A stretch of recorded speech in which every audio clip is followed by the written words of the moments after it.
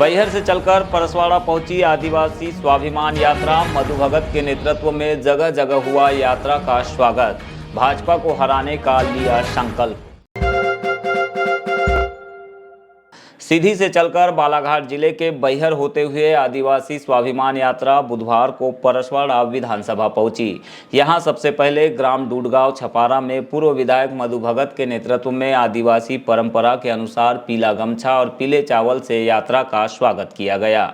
इसके बाद यात्रा कुमादेही, सरेखा, सुरवाही, खैरलांजी, मझगांव, कोरजा, ठेमा, जहां पर आदिवासी युवाओं के द्वारा सैकड़ों की संख्या में पहुंचकर यात्रा का स्वागत करते हुए मणिपुर एवं सीधी पेशाब कांड को लेकर केंद्र एवं राज्य सरकार का विरोध किया गया। यात्रा के दौरान रास्ते में पड़ने वाले गांवों में आदिवासी जननायकों और शहीदों की प्रतिमा पर माल्यार्पण भी किया गया। इसके पश्चात आदिवासी स्वाभिमान यात्रा के तहत पहली सभा परसवाड़ा में संपन्न हुई, जबकि दूसरी सभा लामता में।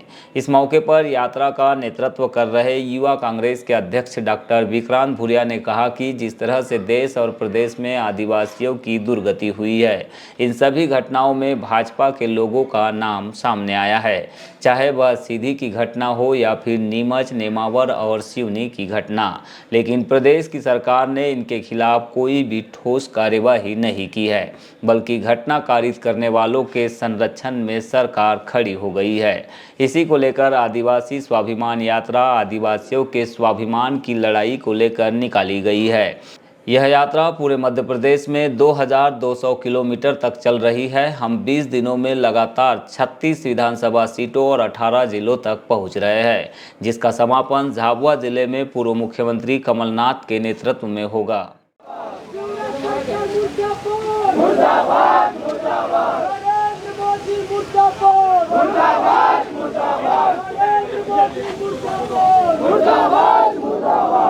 मणिपुर हम शर्मिंदा है, तेरे कातिल जिंदा है। मणिपुर हम शर्मिंदा है, तेरे कातिल जिंदा है। मणिपुर हम शर्मिंदा है, तेरे कातिल जिंदा है। नरेंद्र मोदी होश में आओ, होश में आओ के बात करो। नरेंद्र मोदी होश में आओ, होश में आके बात करो। कि आदिवासी स्वाभिमान यात्रा जिस तरह से मध्य प्रदेश में और देश में आदिवासियों की दुर्गति हुई है, लगातार एक भी दिन ऐसा नहीं जाता जब आदिवासियों की शोषण की घटना सामने नहीं आती। कहीं महिलाओं के साथ बलात्कार हो रहा है, कहीं महिलाओं को दौड़ा कर उनके साथ बलात्कार किया जा रहा है। मणिपुर की घटना हम सबको मालूम है, हमें सीधी की घटना मालूम है, नीमच, नेमावर, सिवनी की घटना मालूम है। और सबसे बड़ी दुख की बात है, इन सारी घटनाओं में भाजपा के लोगों का नाम सामने आता है और भाजपा के लोगों के खिलाफ कार्रवाई नहीं होती, इसलिए इन गुंडों की हिम्मत बढ़ती चली जा रही है। आदिवासी स्वाभिमान यात्रा आदिवासी के स्वाभिमान की लड़ाई है, आदिवासी की सोच को बचाने की लड़ाई है, वनवासी के खिलाफ आदिवासियों की लड़ाई है। जो हमको वनवासी कहकर हमें कमज़ोर करने का प्रयास करा जाता है, हम आदिवासी हैं, इस देश के मूल निवासी हैं, हमारी शान है आदिवासी में, हम वनवासी नहीं। और सीधी बात है कि हमने जो आदिवासी की पहचान है उसके लिए हम लड़ाई लड़ रहे हैं। पूरे मध्य प्रदेश में 2200 किलोमीटर की ये यात्रा निकल रही है, 20 दिन तक निकलेगी। लगातार 36 विधानसभाओं तक हम जा रहे हैं, 18 जिलों तक जा रहे हैं और इसका समापन सीधी से लेकर इसका समापन झाबुआ में होगा, जिसमें सारे वरिष्ठ नेता कमलनाथ जी, दिग्विजय सिंह जी और जेपी अग्रवाल जी, सारे वरिष्ठ नेता उपस्थित।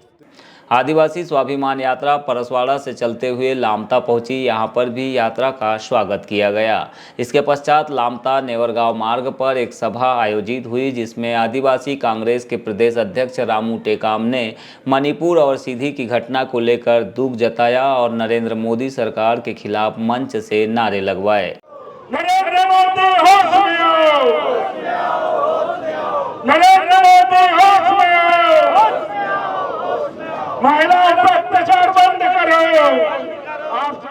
इससे पहले रामू टेकाम ने परसवाड़ा में समस्त आदिवासी भाइयों से पूर्व विधायक मधु भगत को आगामी चुनाव में जिताने की अपील भी की।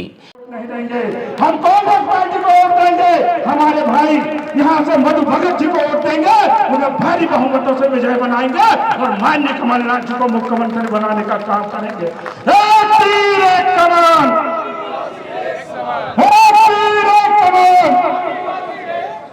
पूर्व विधायक मधु भगत ने कहा कि जिस प्रकार से देश और प्रदेश में आदिवासियों के साथ बर्बरता हुई है और उनके मान सम्मान को ठेस पहुंचाई गई है, उसके विरोध में आदिवासियों के संरक्षण के लिए कमलनाथ जी के निर्देश पर यह यात्रा निकाली गई है।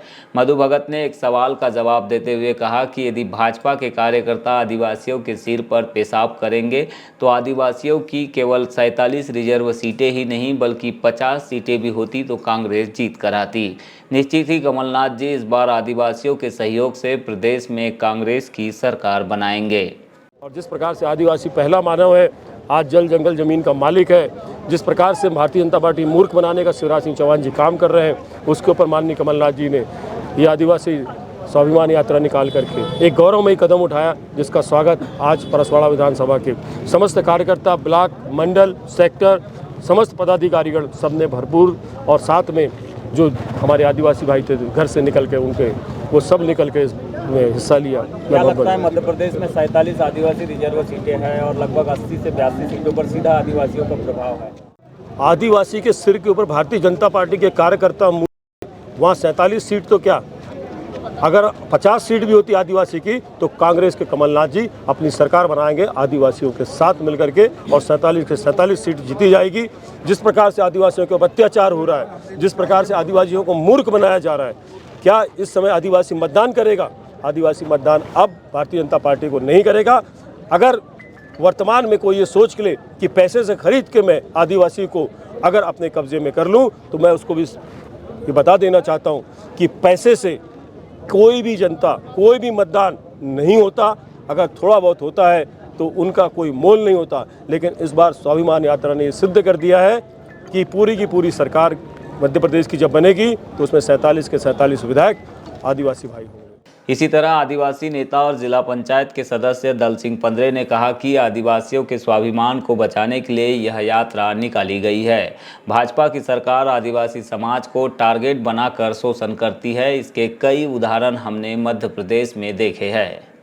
यात्रा में मुख्य रूप से कांग्रेस कमेटी के जिला अध्यक्ष एवं विधायक संजय उइके, जिला पंचायत सदस्य तामेश्वर पटले, लघु वनोपज समिति के अध्यक्ष अशोक मंडलेकर, प्रदेश प्रवक्ता जबलपुर संभाग महेंद्र अमूले, शेषराम राहंगडाले, आदिवासी विकास परिषद के अध्यक्ष दिनेश धुर्वे, परसवाड़ा सरपंच गायत्री कुमरे सहित स्थानीय जनप्रतिनिधि एवं कांग्रेस के कार्यकर्ता मौजूद रहे। 10 फीट गड्ढा में जीसीबी के से गड्ढा खोद के गड़ा दिया जाता है। निमावर में एक आदिवासी व्यक्ति को पिकअप में बांध के रोड में चलाया जाता है, जिससे उसकी हत्या होती है। जैसे सिवनी में देखें, बीजेपी के कार्यकर्ताओं के द्वारा 2 आदिवासियों का हत्या किया गया। वो बजरंग दल से संबंध रखते हैं और बीजेपी के ही कार्यकर्ता थे। उसी प्रकार आपको ये बता दूं मैं, जैसे अभी मणिपुर में हुआ, आदिवासियों की जो महिलाओं के साथ उनको नग्न अवस्था में घुमाया गया और उनके गुप्तांगों को छेड़ा गया और उनकी मर्डर किया गया। तो आज हम समस्त पूरे देश के आदिवासियों की ये स्थिति है कि हम अपने स्वाभिमान को कैसे बचाएं बीजेपी सरकार के कार्यकाल में। इसलिए हम सारे आदिवासी एक साथ एकजुट होकर बीजेपी को हराने का शपथ लिया है। इसलिए यह स्वाभिमान यात्रा निकाली गई।